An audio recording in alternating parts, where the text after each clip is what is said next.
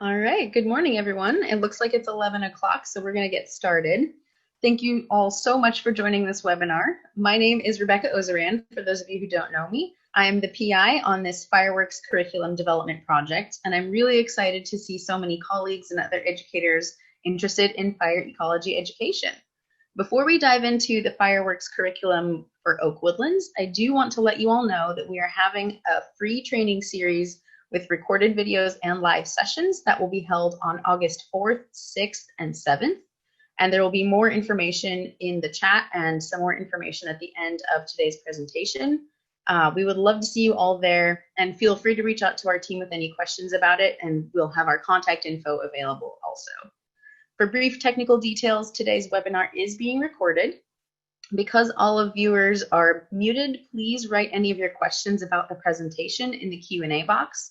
And if you have any technical issues or comments you'd like to share with the group, you can feel free to use the chat box. With that, I will turn it over to my colleague, Ali Stefancic, who is our community educator and phenomenal curriculum writer. Go for it, Ali. Thank you, Rebecca. So today we'll be talking about the Northern California Oak Woodlands fireworks. So the fireworks program was originally created by the U.S. Forest Service back in the 80s, and it was originally developed for the Northern Rockies. And since then, there's been many different versions made. It is a fire ecology and science curriculum, and it's available for free on this website, their Frames website. This is what the website looks like, and so you can use the tabs at the top to look at the different versions of the curriculum that are available, upcoming workshops, information about the trunks of materials, as well as videos of some of the lessons. So as I said before, the original fireworks was created for the Northern Rockies. And since that original creation, there's been one for Missouri River Country, the Sierra Nevada mixed conifer ecosystem, the sagebrush steppe ecosystem. Ours is developing for the Northern California Oak Woodlands. And then there's several more in the making. And even since this map has been made, I know that several other people are looking into making local fireworks curriculums. So you might be wondering why we were making the California Oak Woodlands fireworks. We originally dreamed of this program after the devastating fires that happened, the Camp Fire, as well as many other fires throughout the Oak Woodlands. And we just felt like there wasn't enough education going on with students to conceptualize why these fires were happening and what they could do to change their community's outcomes during a wildfire. So when you think about the history of wildfire, modern history of wildfire in California, we've had increases in the amount of acres burned per year. This graph is from an older scientific study, but I ran some numbers, and so the average for the 2010s decade is about 680,000 acres burned per year, which sounds like a lot. But when you compare that to what historically burned before Euro-American settlement and even before fire suppression during the gold rush or just up to the early 1900s, a much larger area of California burned every year. Historically, tribal people would burn frequently as a landscape management tool. This is a picture from Laura Cunningham's book, A State of Change, and it shows a Miwok man burning a tidal marsh. And this is another picture from her book showing a Miwok woman gathering shoots after a fire in an oak woodland. And you can look at the structure of this oak woodland and see how it looks different from what we think of when we think of our modern oak woodlands. This historic drawing or painting of Yosemite Valley shows a wide open valley with very little fuel, a lot of open space, spacing between trees. And then when you look at this picture of the valley today, you can see that years of fire suppression has very much changed the structure of our forests and woodlands. In looking at this graph, we can see that compared to historic fire regimes, Northern California on the whole is experiencing much less fire than we used to. And the outcome of this is the increase in catastrophic wildfires that we're seeing. As we allow these fuels to build up, it makes for a much more dangerous environment when a fire does happen. And it also has a huge amount of ecological impacts beyond just the catastrophic fires that we're experiencing. Another thing that we were thinking about as we were building this curriculum is just the importance and the impact that fire-wise building practices and defensible space can have on an individual home or community's outcome during a catastrophic wildfire. For example, during the Camp Fire, buildings that were built before the new California regulations on fire safety had a much higher chance of being destroyed or majorly impacted by the Camp Fire than buildings built after that code went into effect. So when we think about these different things that we can do to change the likelihood of a home or a community having a better outcome during a wildfire, there's really a lot that we can do, both as educators and as individuals, to change those outcomes. And this is an old graph, but just a couple months old, but I looked it up and it looks about the same. So we are experiencing some drought in Northern California this year, and fire season has already started. There's already been several fires around the state, little fires luckily so far, but this conversation as we go into fall is just going to get more and more pressing as more and more people realize that their homes or communities could be impacted by wildfire. So to help students conceptualize all these issues and to bring them more into an understanding of fire's role in the ecosystem and how they can prepare for fire and things they can do in their community to make it more resilient to a wildfire, we created the Oak Woodlands fireworks. And so we did some changes to the original fireworks program. We focused just on middle school students, and we created 3 different learning cycles. The first learning cycle is on the natural and cultural fire ecology of the Oak Woodlands. The second learning cycle is on the physics of wildfire. And then the final learning cycle is on wildfire preparedness. And in thinking about these lessons, when fireworks was originally created, the students that it was created for weren't like the students of California today. Now, pretty much any school you go into, any students you teach have either been directly impacted by wildfire, whether through losing a house or a family member, or experiencing weeks of smoke.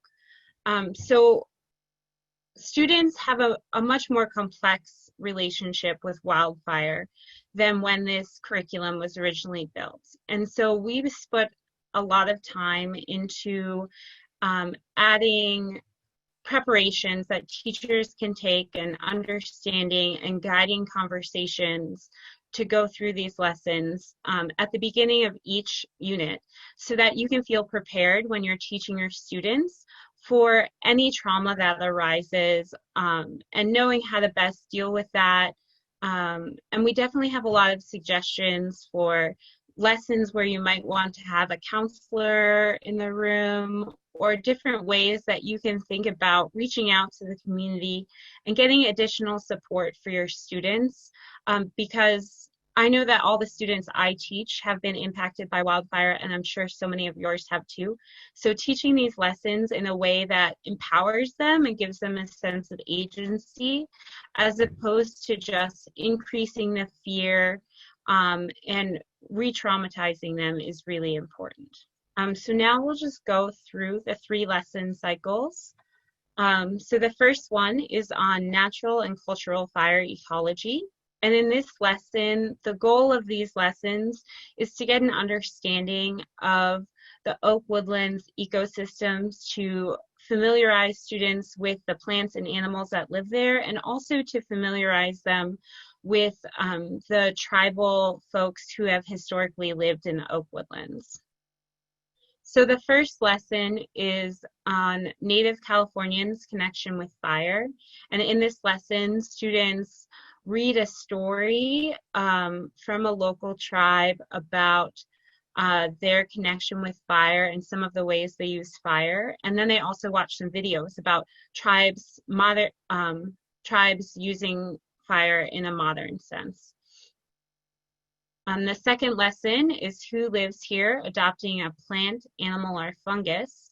And in this lesson, students are each assigned a plant, animal, or fungus from the oak woodlands, and they're in charge of becoming experts on this plant, animal, or fungus. And they'll present to their classmates about the role in the ecosystem that this plant, animal, or fungus plays, the special adaptations to fire that this plant, animal, or fungus has, and some of the traditional uses that tribes had for this plant, animal, or fungus. The next lesson is Mystery Trees, and in this lesson, students either go out into the field and use a dichotomous key to identify different trees in the oak woodlands.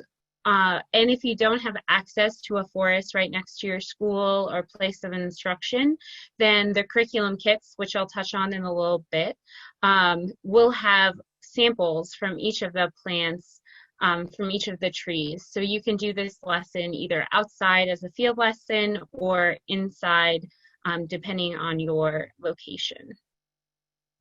The next lesson is called Bark and Soil, Nature's Insulators.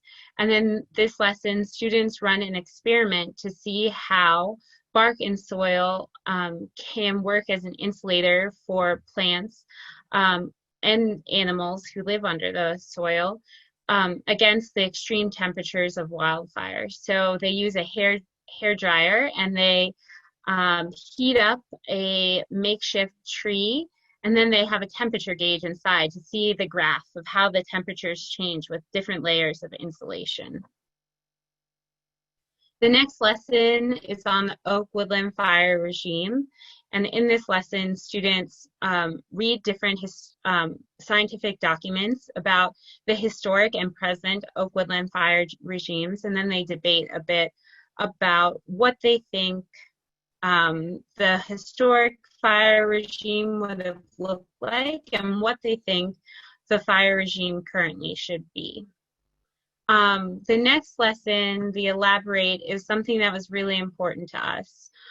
This whole series is really hands-on, and we wanted to include a lesson that is specifically aimed at getting students out and involved in their community. So for this lesson, the students would work together as a class or a group to come up with a project that would help to restore fire in the ecosystem. And so this could be either doing fuels management in their community, doing an informational campaign with their community about the role of fire in their ecosystem, or doing restoration projects of different sorts. So this is really kind of a self-directed project that they choose. And then the final lesson is on building a Oak Woodlands community, and they write a story of a fire in Oak Woodlands and then say how different plants and animals were impacted.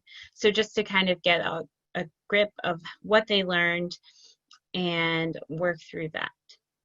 So now we'll move on to the next lesson cycle, which is the physics of wildfire. And this lesson cycle is the one that students love the most, and that is because they get to work with fire. They get to burn things and see how fire works directly.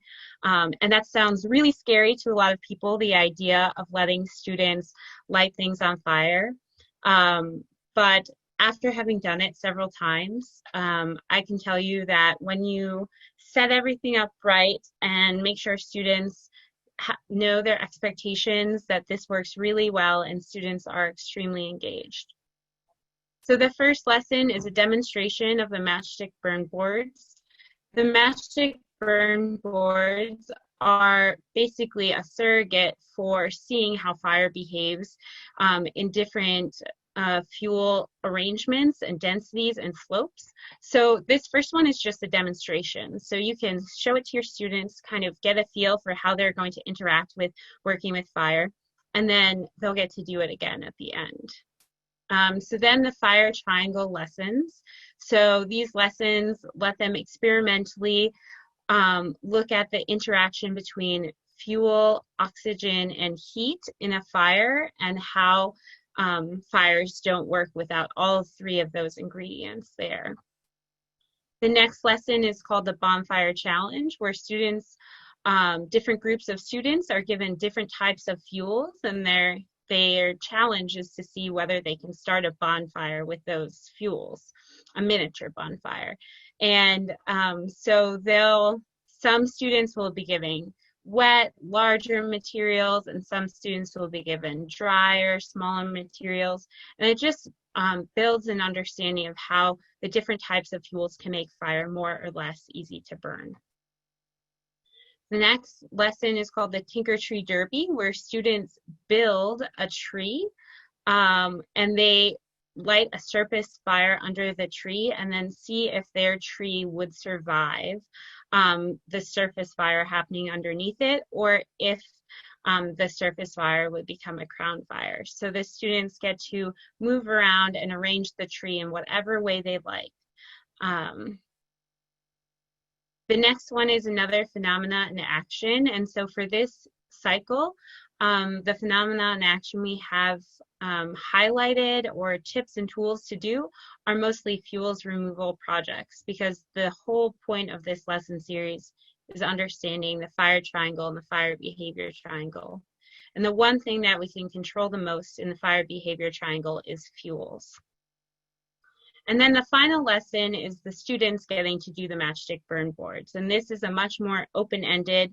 They can build a burn board of whatever they like. They can model it after an oak woodland near their house. They can model it after a thinned oak woodland. So there's lots of different possibilities with this lesson. And you can really do the matchstick burn boards for hours on end. There's always something new you'll learn. And then the final lesson series is on wildfire preparedness. And this is a completely new lesson to the fireworks curriculum. And so the first lesson is reading Once Upon a Wildfire. And this book is just a short, simple book of a family successfully evacuating from a fire. And the students kind of read along and think about what things the family did and prepared ahead of time to have this success during the fire. Then they have an introduction to fire preparedness, which includes defensible space, fire-resistant structures, and evacuation planning. And then they get to do something really awesome, which is assessing their school. And so you'd only want to do this lesson series after you talk to your principal or your school board, because they will come up with suggestions for things to change to make their schools more fire safe. But for this lesson series, we really wanted to focus on places that they could change. Focusing on their house might be hard because it might not be possible for them to change the fire safety of their house. But I think having a fire safe school and a defensible space around school is really important. And I'm sure all schools do too. So getting students involved in that project is one way to really increase their sense of agency around this preparedness, and feel safer at school as well. Then they get to go home and prepare a communication plan and go bag for themselves, and a communication plan with their families. And then they'll present their assessment and plan for helping make their school more fire safe. So the one thing about this curriculum is that there is a lot of materials needed. As I said, the natural materials and then all the things for the fire physics lessons, it can really add up, and it is very time consuming to create and find all these materials. So as part of our grant, we did get money for 11 trunks that are located around Northern California. And our curriculum will be going up on the Frames website, hopefully by mid-August. And we will also include on that website connections or outreach contacts for all the trunks and their locations in Northern California. And just one more page. So that was just a really quick, super fast introduction to the fireworks curriculum. But if you're interested in teaching this curriculum in your classroom or having your teachers or other connections teach this curriculum, it is a lot of hands-on lessons, and unfortunately we had to cancel all our in-person trainings that were happening in the spring and fall, but we do have one virtual training coming up, as Rebecca said, August 4th, 5th, and 6th. It'll be from 10 to 12 on all of those days, and we'll have 2 hours of reading and videos recommended in advance of each of those sessions. We're working with our funder to recycle the money that would have been spent on an in-person training into stipends for participants. And there's only 25 slots available. So you can sign up starting today at that link. And I'm pretty sure that Hannah will put it in the chat for you all. Great. Hannah, were there any questions? Thanks so much, Ali. Yeah, we did have some questions, so I'm just going to check in. I have tried to answer them as we go, but maybe yourself or Rebecca can add what I put. The first one was from Christina Callahan. What are the current building codes, and are they by state, county, etc.? And I answered that one by sharing the institute, the ibhs.org website. So you'll see that in the answers. Ali, Rebecca, have you anything else that you'd like to add? Let's see, I might have put it on that slide. I know that California specifically, oh, I didn't put the name of it. California specifically, I can't think of the numbers, but California specifically created a new state building code in 2008 for all new structures. There are codes around defensible space, and I do believe that those vary from county to county, and they're enforced in mixed amounts based on location. Yeah, I'm sorry I can't answer that more clearly. No, that's great. Christina, if you want more from us on that, do feel free to contact us. We may have contacts who could help you. Okay, then I had Tricia Dunlap, a very pertinent question right now. Is this curriculum able to be used in a distance learning situation? And Ali, I did try and respond that that's something we're certainly considering, and we hope to offer some ways of doing that in the August training. But I'd say it was a journey that we're working on as well right now. Yeah. So we're trying that out this week. We've been putting a couple of the lessons into the 4-H virtual camp that's happening. As we continue forward into the fall, and because all of our field trips are canceled, once we get all the curriculum up and running, and that's kind of done and out of the way, we have the website good to go. I think that we'll start doing more re-envisioning of lessons for a virtual setting, because, as I said, fall is the time when I think everyone is the most nervous about wildfire, and when those lessons are most important. So it'll be something that will be coming down the pipeline as we try out these new virtual versions. We'll continue to work with the Frames website to get those up and available. Excellent. And I'm going to keep moving fairly quickly because I see we have some new questions that have just come in. So alignments to NGSS, those are expressed with each lesson plan. Am I right in saying that? Yes, yes. And then somebody asked if there's a similar training program for adults and community members living in fire-prone areas. My suggestion is you reach out to your local fire safe council. If you find you do not have a fire safe council, then we could perhaps connect you to your local cooperative extension fire advisor. You should have to be fairly nearby that could perhaps help. Yeah, and another potential resource too that many communities are kind of developing right now are prescribed burn associations. I know that there's some in Mendocino County. There's one developing in Nevada County, which is where I am. But they're kind of popping up, and they're more focused on that kind of fuels management, fire preparedness, and specifically using prescribed fire to do fuels management. Excellent.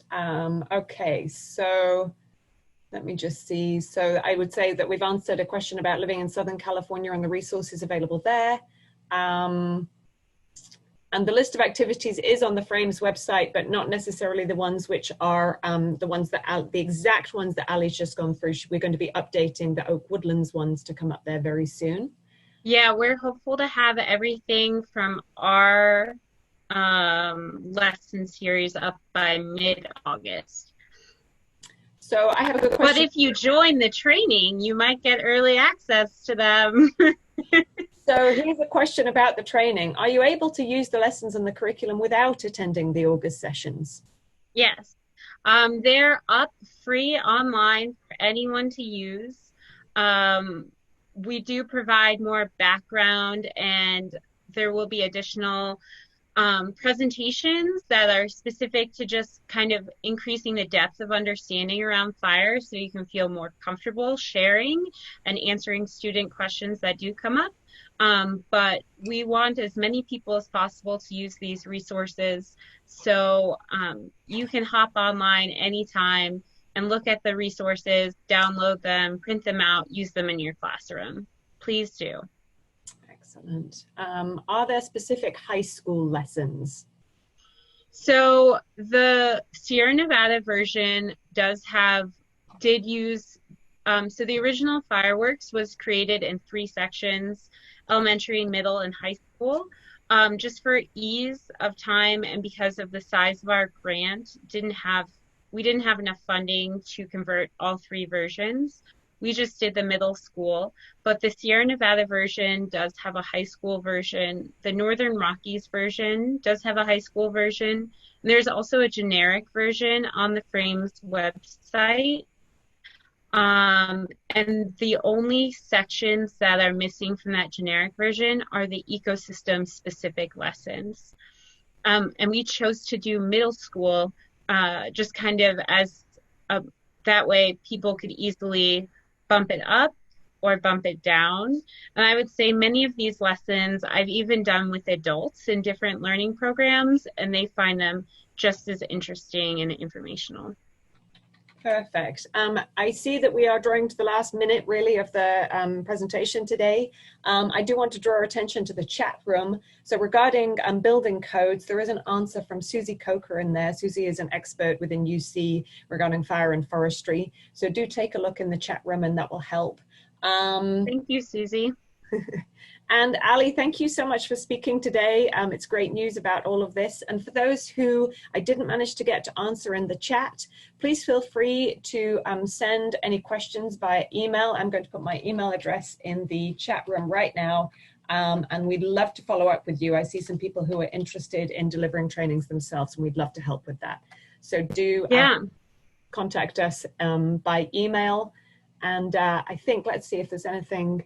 Did you want to do the poll very quickly before we go? Oh, yeah. Thank you. Yes, I'm going to just launch a poll now. And as that poll is going, just know that the training that we're doing virtually, after we have it online, We will be recording all the sessions, and then the whole training, including the back reading, video suggestions, information, will be available for anyone to watch on through the Frames website. So we want to make this as accessible as possible. Thanks so much to all who are taking the poll, and we look forward to seeing you guys again when you maybe can help join us for the next training that we have in August.